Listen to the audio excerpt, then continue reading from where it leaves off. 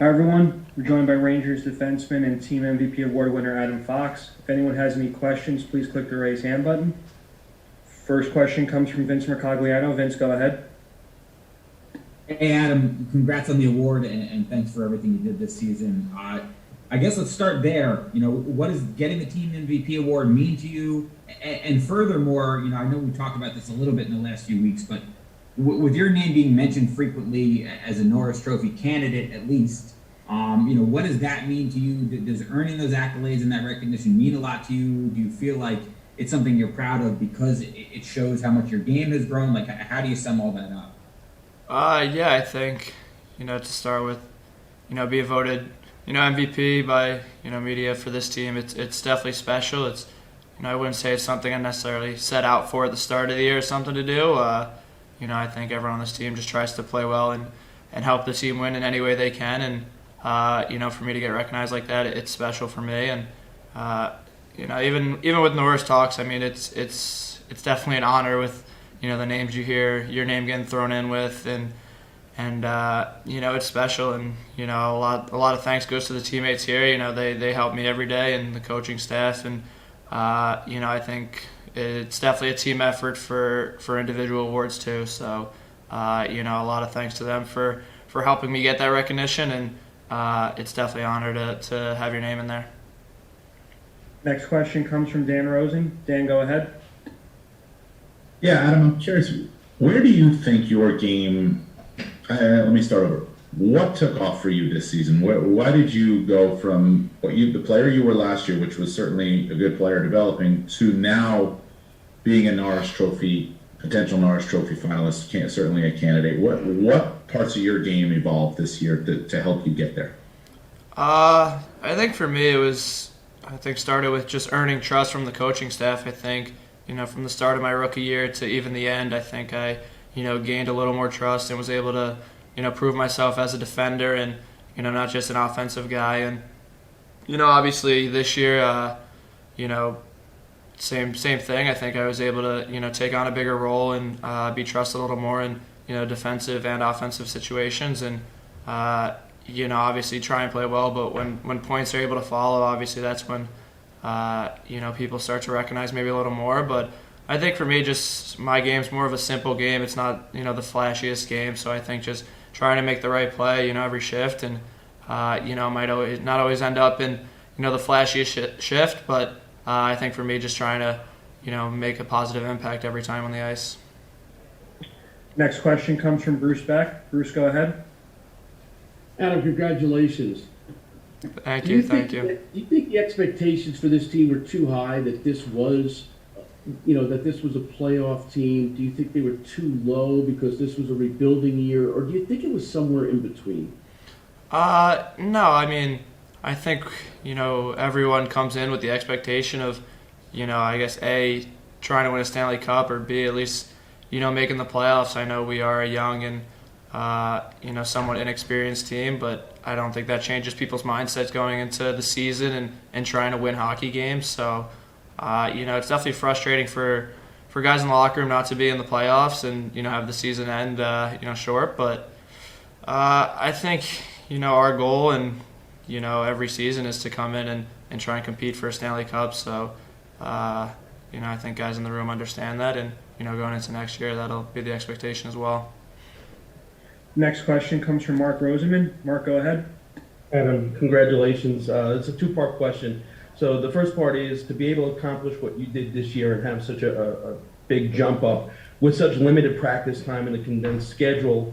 What was that like? And secondly, you're a pretty stoic guy, but I have the day that you got the Stephen Mcdonald award, you seemed very emotional for that particular award. What was it about that award that made you so emotional? Yeah, I think, just for this year, I think, a lot of credit to the guys here. I think we have, great leaders that, help me coming in and understand, it's definitely a unique season, and there's adjustments on, obviously not having that much practice and just adjusting like that. But, I think it's something that, this year I want to build off of.